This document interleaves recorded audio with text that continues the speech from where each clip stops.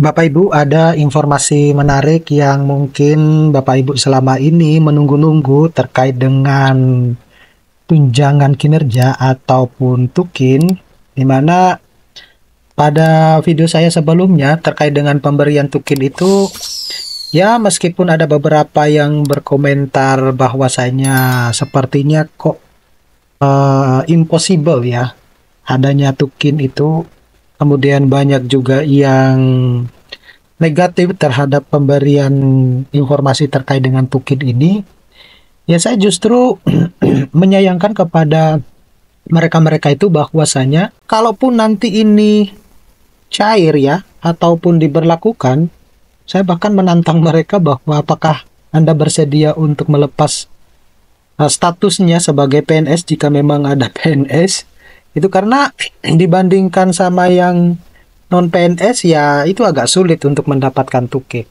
Nah, oleh karena itu, nah ini adalah progres ya terkait dengan pemberian tunjangan kinerja bagi dosen di lingkungan Kementerian Pendidikan, Kebudayaan, Riset, dan Teknologi yang meskipun ini adalah per tanggal 17 Oktober 2024 ya.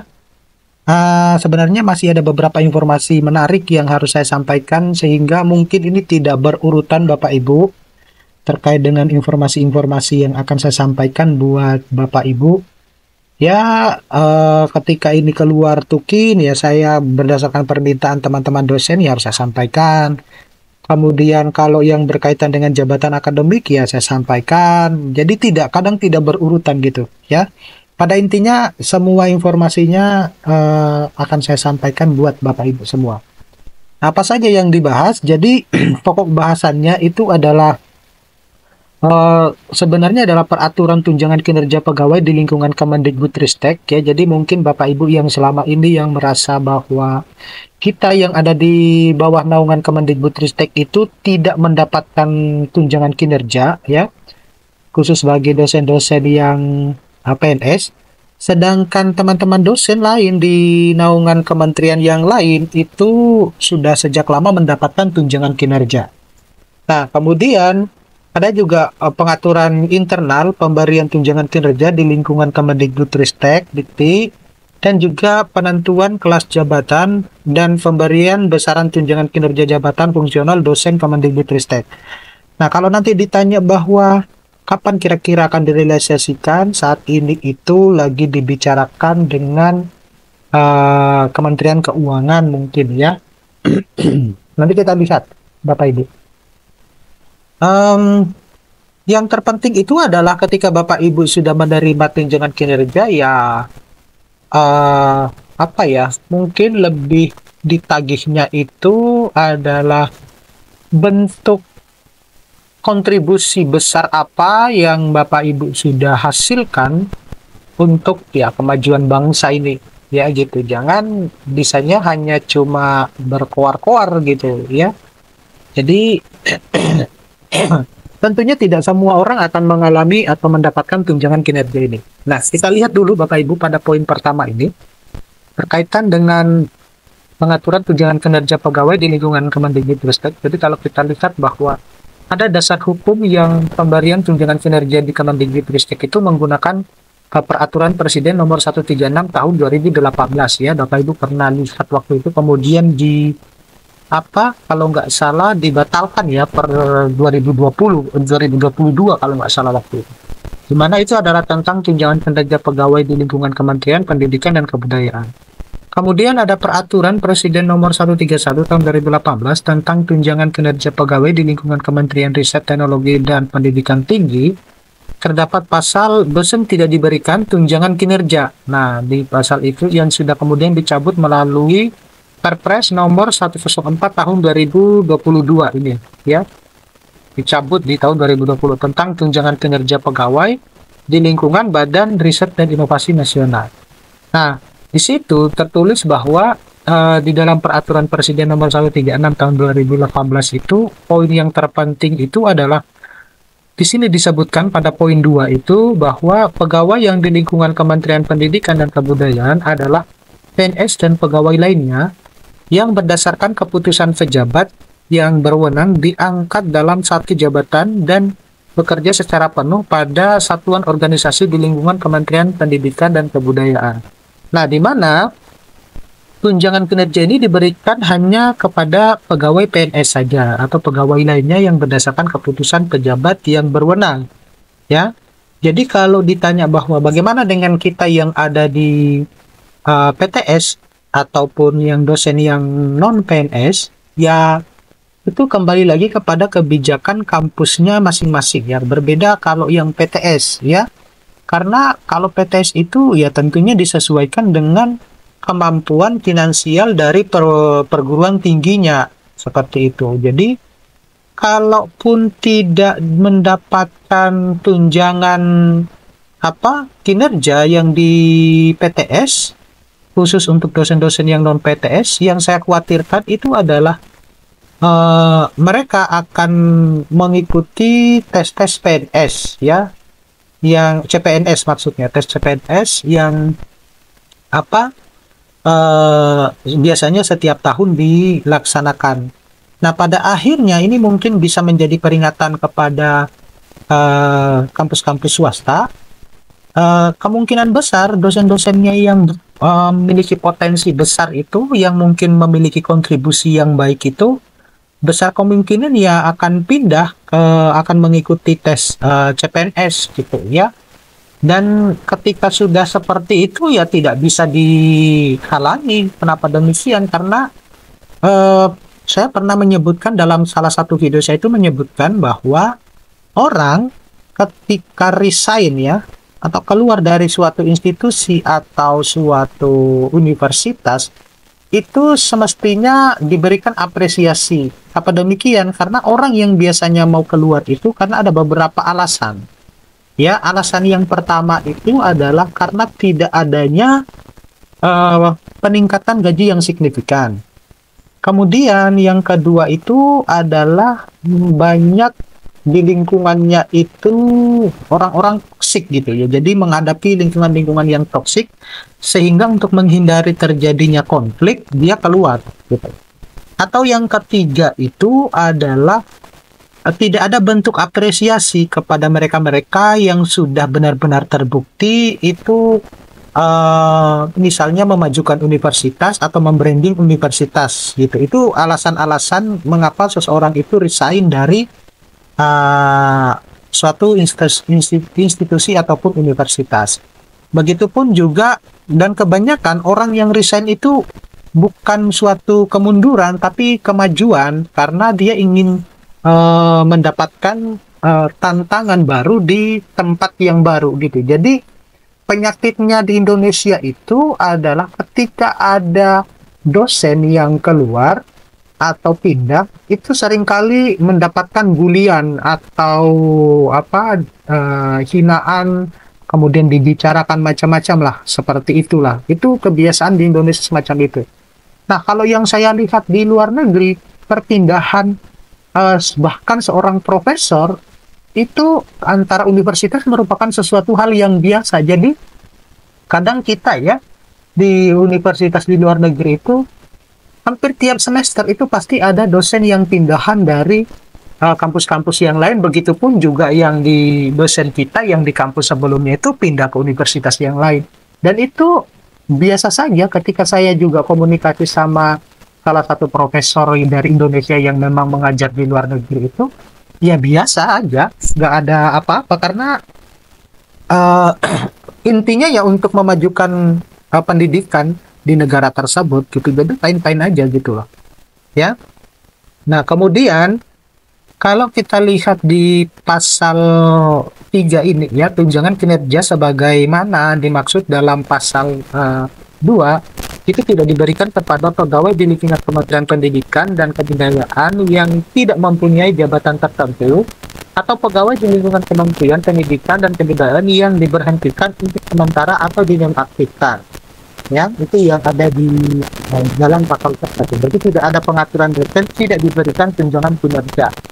Jadi ini yang mungkin menjadi protesnya dosen selama ini ya, bahwa kita yang ada di bawah naungan Kementerian Pendidikan itu dari ada PNS yang setiapnya harus mendapatkan tunjangan kinerja.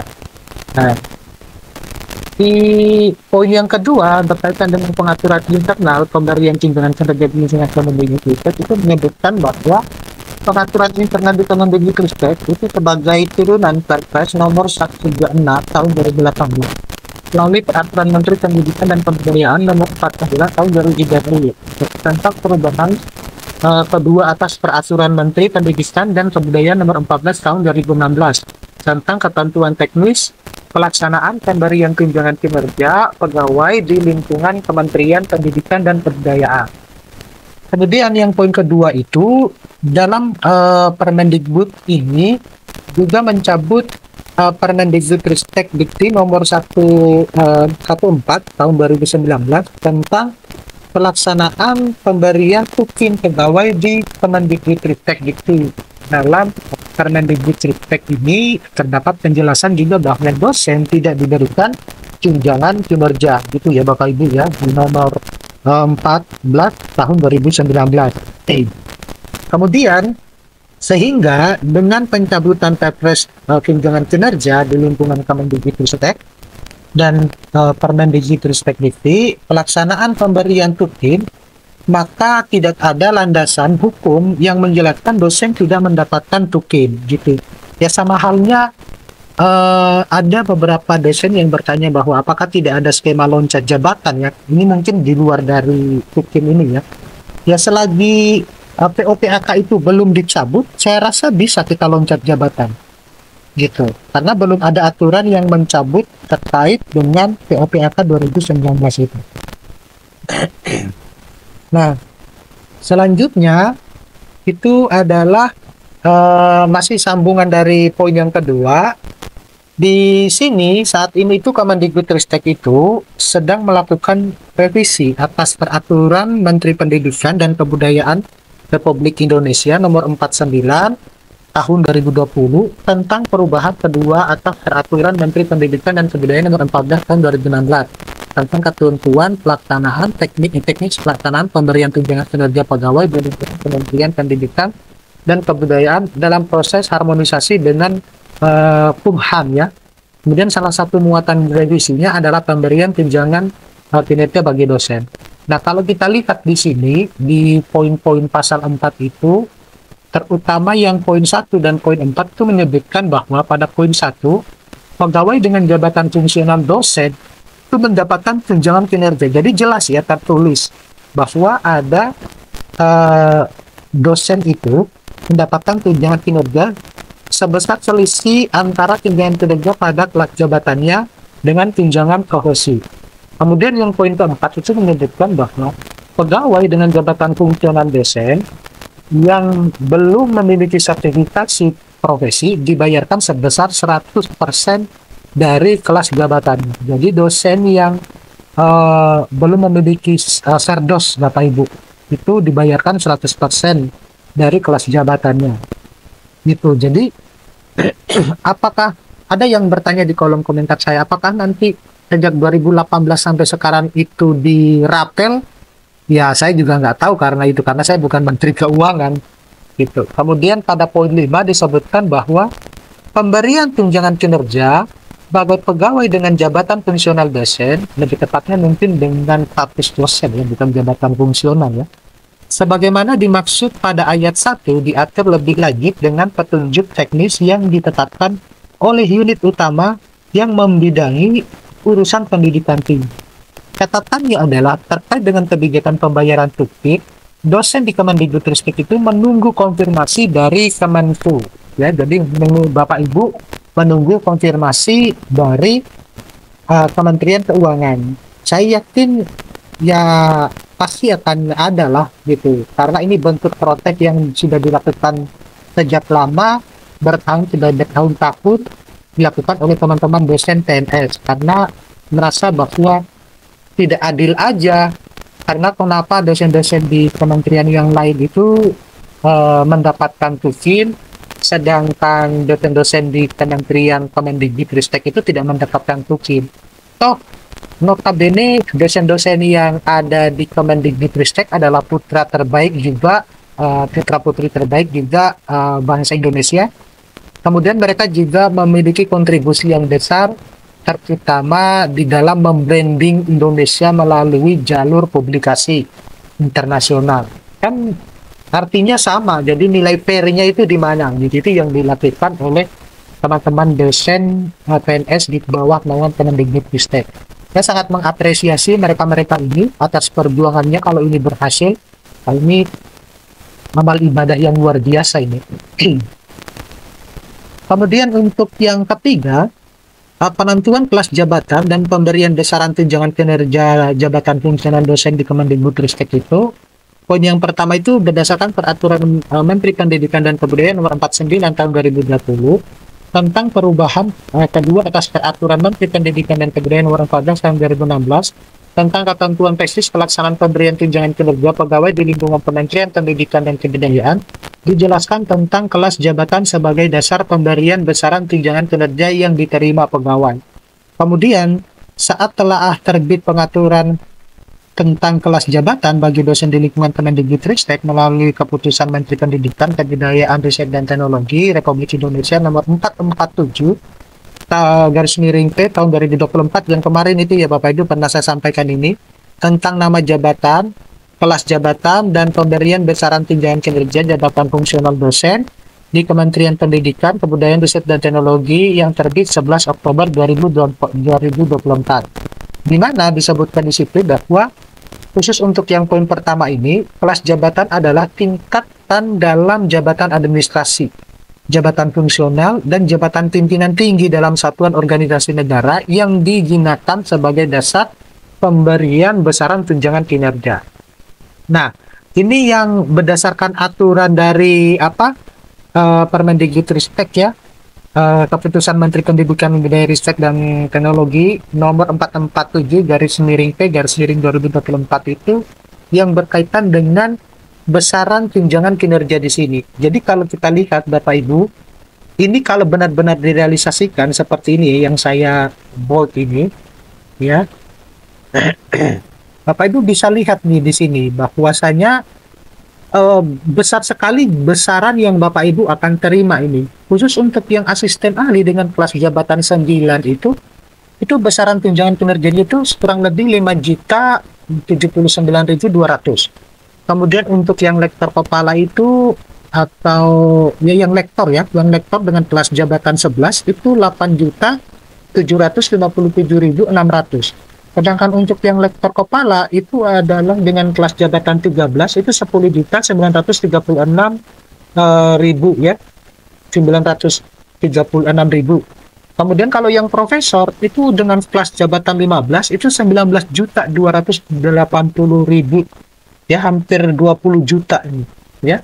Itu jadi kalaupun ini terrealisasikan, saya kepingin tahu aja mereka-mereka yang banyak masih tidak mensyukuri apa yang sudah dilakukan oleh teman-teman dosen PNS yang lain yang masih beranggapan underestimate, oh ini tidak mungkin, kemudian masih aja banyak yang berkomentar. Saya sebenarnya nggak masalah Bapak Ibu berkomentar di YouTube saya, itu saya sangat berterima kasih, tetapi yang sangat disayangkan itu adalah ini adalah bentuk dari perjuangan teman-teman dosen. Ya kalau perjuanganmu ya is okay lah, nggak apa-apa. Nah, ini adalah Anda banyak berkuar-kuar tapi tidak ada kontribusinya sama sekali. Itu yang sangat disayangkan. Di Indonesia itu aneh pokoknya ya. Oke, mudah-mudahan ini bisa bermanfaat buat teman-teman dosen. Nanti kita bisa ketemu pada video-video berikutnya ya. Terima kasih. Saya akhiri. Assalamualaikum warahmatullahi wabarakatuh.